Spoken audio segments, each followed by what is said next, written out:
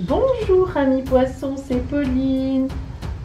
Voici votre horoscope de ce mois d'août 2020. Pour vous, ce sera le temps de l'amour trouvé. Ouh! Allez, nous allons découvrir ensemble votre guidance du mois, tout ce que la vie vous réserve à travers les oracles, les transits planétaires en astrologie, le conseil de la mère universelle et votre surprise du mois. Suivez-moi.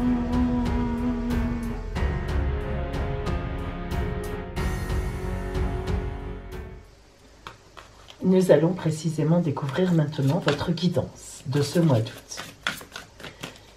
Alors, si vous avez besoin d'être éclairé personnellement, si vous êtes dans une période de doute, d'ennui, de tristesse, voire même de déprime, si vous avez du mal à vous orienter, ou tout simplement si vous avez un choix difficile à faire, je vous propose une consultation privée par téléphone fondée sur la vision de l'oracle et l'étude de votre ciel astral de naissance, donc vraiment personnel.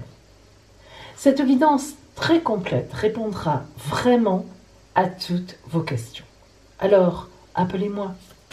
Mon téléphone est gratuit et je vous donnerai tous les renseignements dont vous avez besoin.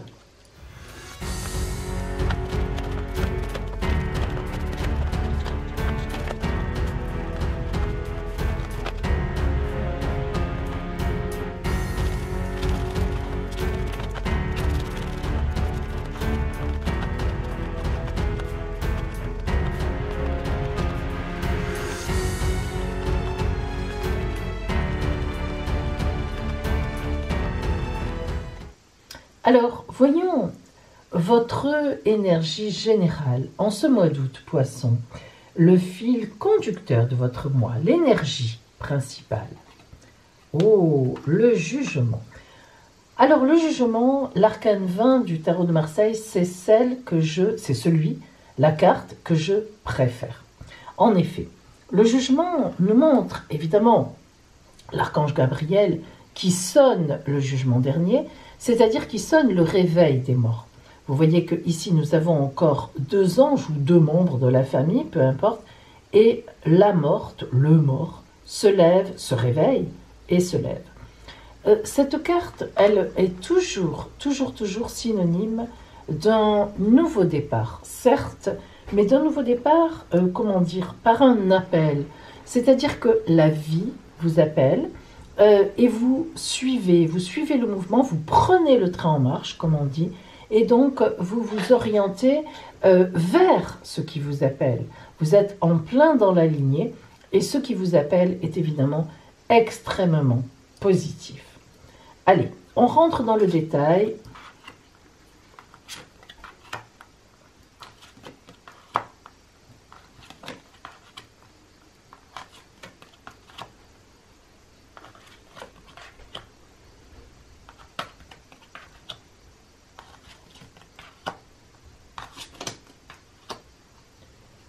Ce tirage comporte exactement 1, 2, 3, 4 arcanes majeures. Ça n'est pas rien. Nous commençons avec le pendu et le 10 de baguette. Alors, ça, c'est bien simple. Avec le jugement ici en énergie générale, ça veut dire que jusqu'à présent, alors, soit vous avez fait un travail alimentaire, c'est-à-dire un travail nécessaire qui ne vous plaisait pas. On le voit avec le pendu et le 10 de baguette. Vous avez beaucoup travaillé.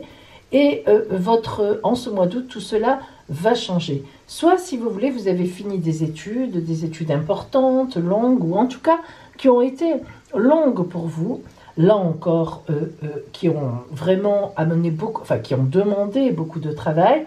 Et bien sûr, les choses vont changer, notamment avec les amoureux, la force et la tempérance.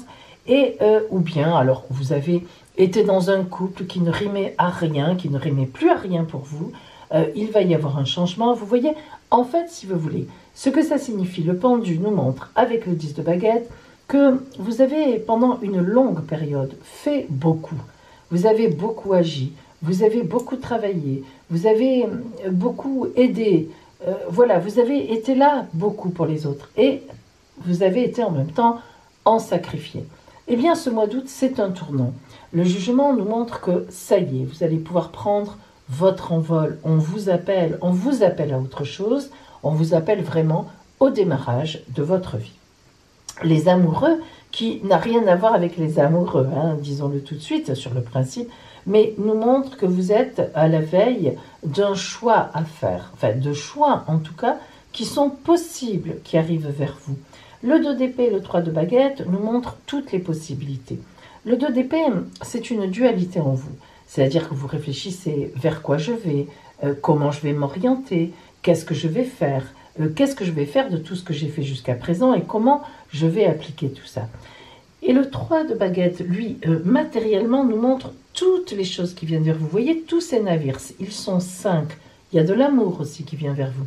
Donc, on voit bien que vous allez agir par rapport aux choses qui viennent. Vous allez, d'une part, les accepter, et d'autre part, ça va vous permettre de rebondir et d'agir. Alors, la force, ici, l'avant-dernier arcane majeur que vous avez, c'est une force, c'est très important. La force, c'est la force magique, presque. Hein. C'est une force tranquille. Vous voyez cette jeune femme, toute innocente, qui embrasse, qui contraint ce lion qui se laisse complètement faire. Alors, dans certaines imageries, le lion ne se laisse pas faire, mais pourtant, évidemment, il est sous l'emprise de la femme. Dans d'autres imageries comme celle-là de l'Illumati, pour nous montrer la force tranquille de cette jeune femme, eh bien, le lion se laisse faire et même, il tend une petite langue pour la lécher. En réalité, cette carte représente une grande confiance en soi justifiée. C'est ça qui est important. Et une emprise, vous voyez sa main hein, qui va vers là, une emprise magique, le signe de l'infini, sur le monde. Alors, on voit bien que, de toute façon, quelles que soient les choses par lesquelles vous êtes passé, elles étaient nécessaires à votre évolution. Mais là, vraiment, en ce mois d'août, vous êtes à la veille de mettre en place ce que vous avez fait jusqu'à présent. En fait, c'était pour ça, hein, pour mettre en place ceci. Le roi d'épée et la reine de coupe à côté. Alors là, si vous voulez, ça veut dire que vous allez avoir affaire à des personnes, notamment un roi d'épée, un supérieur, une autorité, peu importe, un employeur, quelqu'un qui va vous driver, va vous aider, quelqu'un disons, de sévère, mais de juste. Donc là, on a une espèce de figure d'autorité qui va vous aider à passer votre cap.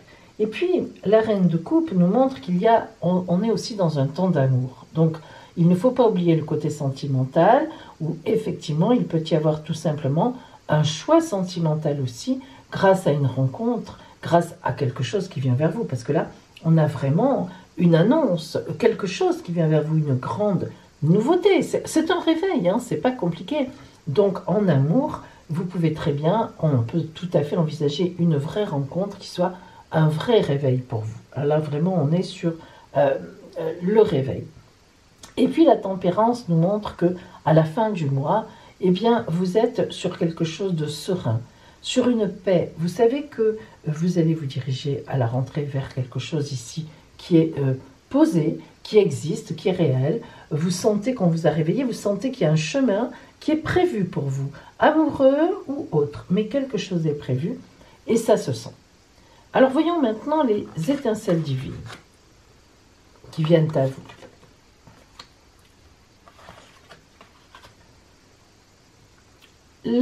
L'étincelle numéro 7, la puissance de direction, avec tous les chakras nommés, enfin tous ceux qui existent, nous montre qu'il y a une grande puissance. Alors pourtant, là on est sur la lignée du pendu, mais c'est pour ça, si vous voulez, ce pendu et ce 10 de baguette, là où vous avez beaucoup fait, nous indique évidemment que vous avez beaucoup fait pour vous. C'est-à-dire, vraiment, moi ça me rappelle, ça me vraiment fait penser à de longues études ou à un stage, ou à un emploi qui a été un tremplin, qui va l'être. C'était un passage en fait, hein, et c'était une puissance que vous avez acquise.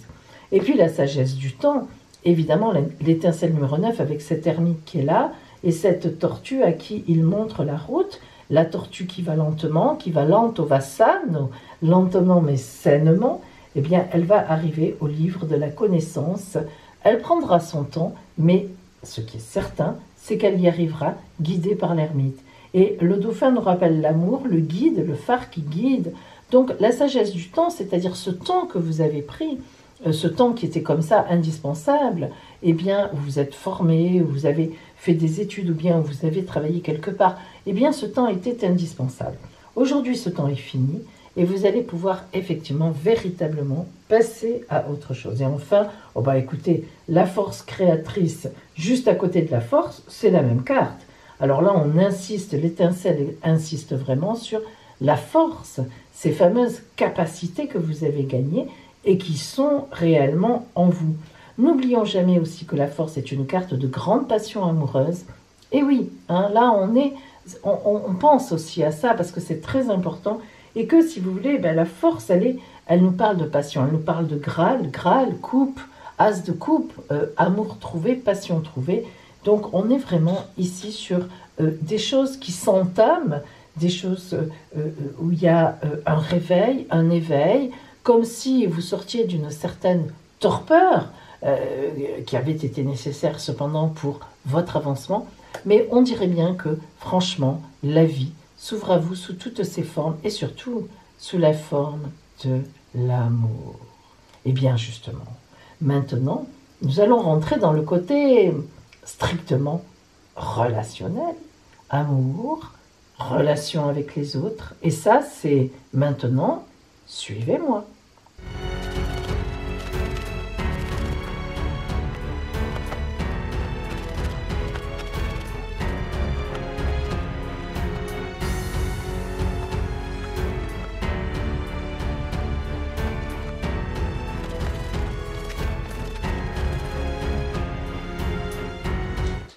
Allez, maintenant, il est temps de voir pour vous le côté strictement relationnel. Alors nous gardons, bien sûr, l'énergie du jugement dernier, c'est-à-dire du réveil, de quelque chose qui va venir vous réveiller sur votre route.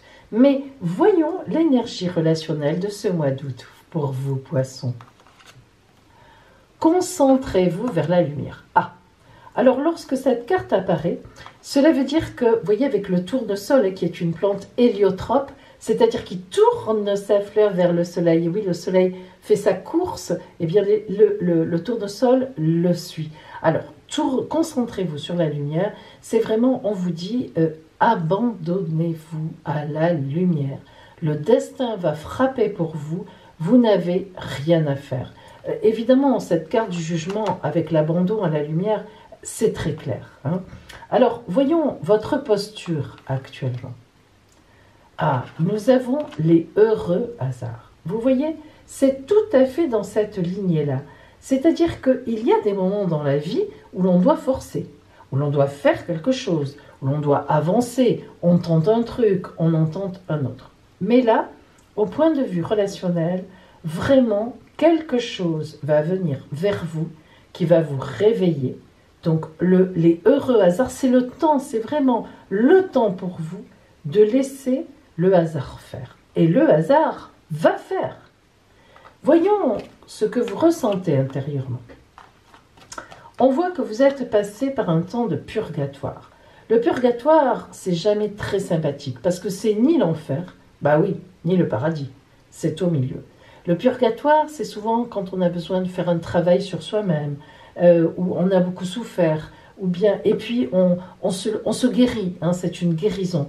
Le purgatoire nous permet de guérir, de faire un deuil aussi lorsque quelqu'un est mort et que vraiment une réelle mort, évidemment, qu'on est veuve, ou bien qu'on a perdu quelqu'un qu'on aimait. Hein. C'est le purgatoire et on est dans un sas. On est replié sur soi-même, on travaille sur soi parce qu'on en a besoin. On peut être aussi malade, on peut avoir aussi une maladie et s'en sortir, commencer. C'est une guérison. Hein. Et voilà les couleurs qui arrivent. Voyez ce que vous ressentez. Vous émergez tranquillement de quelque chose qui vous a dépassé à un moment ou à un autre, pour lequel vous avez travaillé ou bien pour lequel le temps tout simplement est passé. Et vous êtes dans la couleur de la grisaille, du noir ou du blanc. Vous passez à la couleur. Regardez ces couleurs comme elles sont magnifiques. Extérieurement, on voit que quelqu'un vient à vous. Alors la co-création, c'est ça, et l'amour. La co-création, c'est quelqu'un, une rencontre donc, qui vient à vous, hein, parce que là on est vraiment sur quelque chose qui vient à vous, qui est le hasard, qui est du hasard. Si on peut dire comme ça, il n'y a pas de hasard, on va dire, mais disons, voilà, que vous ne connaissez pas encore.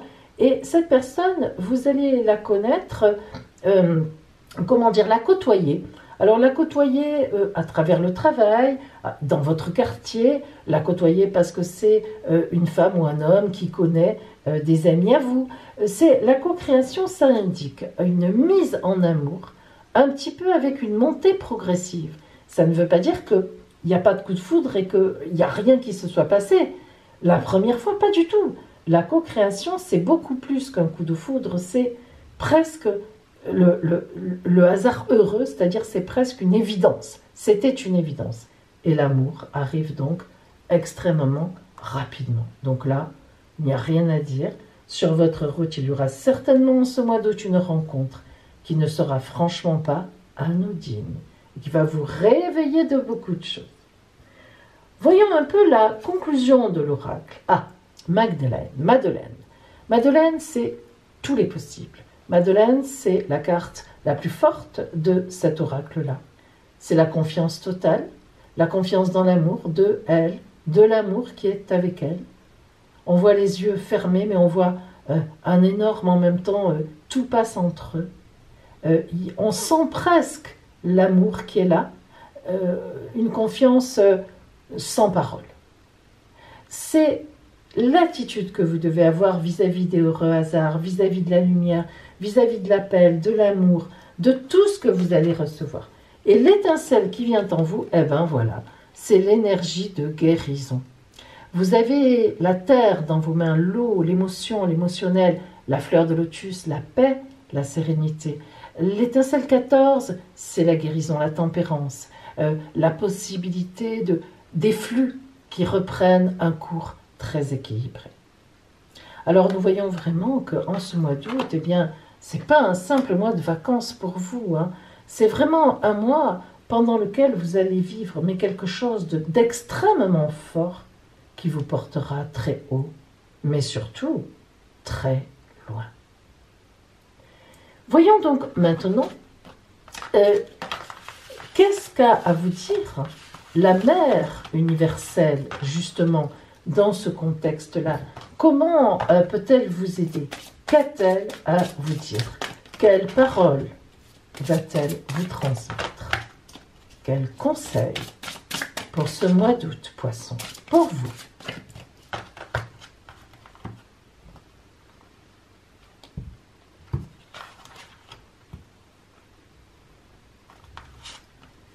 Notre-Dame de la direction divine. Ah ben avec ça. Et alors le pire de tout, c'est que c'est incroyable, parce que oui, tout à fait, ce n'est pas vous qui allez décider, on l'a vu, hein. Notre-Dame de la direction divine. Qu'a-t-elle à vous dire? Notre-Dame de la direction divine est venue à vous pour vous enseigner, pour vous dire les paroles suivantes. Et regardez comme ça va bien avec vous, petit poisson. C'est drôle. Alors écoutez bien. Il y a des moments où la voie la plus rapide vers une destination n'est pas la plus évidente, ni la plus directe. Avec l'œil expérimenté de la mer posé sur toi pendant ton voyage, tu seras incité à prendre un chemin alternatif si un énorme trou obstrue le milieu de la route, droit devant, même si tu ne le vois pas encore. Il t'est peut-être déjà arrivé, en rentrant chez toi, d'avoir l'intuition qu'emprunter ta route habituelle n'était pas forcément très judicieux.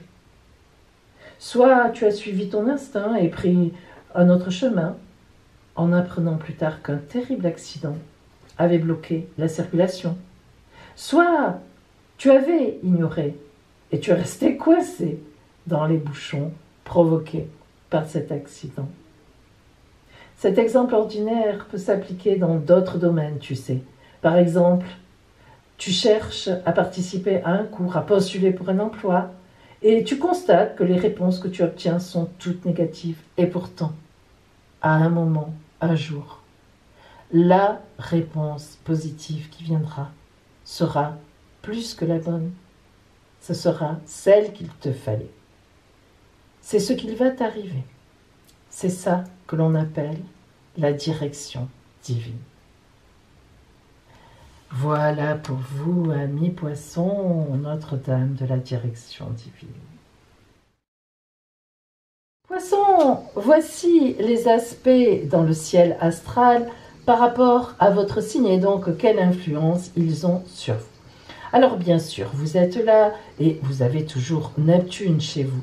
Elle est rétrograde, un petit peu moins puissante, elle vous laisse un peu tranquille. Alors, c'est pas bien grave qu'elle soit chez vous parce que Neptune, c'est la planète des poissons. Donc, elle est en domicile, comme on dit, elle est chez elle, et donc elle n'est pas vilaine avec vous. Mais cependant, c'est quand même une planète extrêmement lourde. Elle a beaucoup d'influence. Elle vous voyez, elle vous met dans cette part d'idéalisation que vous avez déjà beaucoup en vous. Et donc, du coup, elle peut vous troubler un peu en ce sens-là, parce que, justement, elle vous fait rêver. Alors déjà que vous êtes un peu un rêveur ou une rêveuse, ah là, ça augmente. Alors, on a quand même Cérès qui nous parle du temps de la récolte. Ça, c'est important. Et si on regarde en face de vous, il n'y a pas de planète qui vous embête. Et par contre, Mars était chez vous il n'y a pas longtemps. Mars, planète du dynamisme. Donc, elle vous tire en avant ce mois d'août. Ensuite, nous avons Vénus qui n'est pas très bien placée en début de mois avec vous. Donc, vous êtes un peu stressé, fatigué sans doute aussi. Mais vous n'avez pas encore la capacité, je pense, de vraiment vous détendre et vous reposer. Je pense que vous êtes en train de travailler et de mettre au point, ou tout au moins de ranger les affaires, le bureau, je ne sais pas. Mais je ne crois pas que vous soyez vraiment encore parti en vacances parce que je vois bien que Cérès, c'est toujours du travail. Au milieu du mois d'août, maintenant, regardons ce que nous avons pour vous. Alors, vous êtes toujours là, Cérès est toujours chez vous, hein.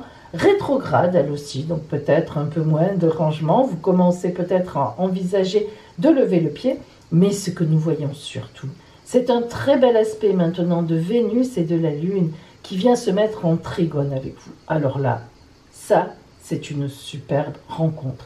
Donc, à partir de la mi-août, on peut dire que toutes les énergies sont avec vous pour que vous fassiez une rencontre magnifique. Et si ce n'est pas une rencontre, eh bien, ce sera certainement des vacances prises avec votre amour, avec votre chéri, et dont vous allez profiter au maximum. Et à la fin du mois d'août, qu'est-ce que nous avons?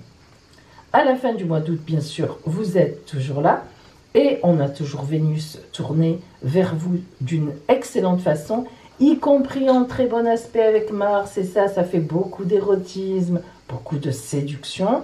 Le soleil étant de la partie aussi qui vient se mettre en face de vous, parce que, ben oui, il rentre en Vierge, et donc quand le soleil est en face, c'est toujours un grand dynamisme. C'est-à-dire qu'on arrive à envisager l'avenir sous des dehors lumineux. Et oui, il est, bim, en face de vous.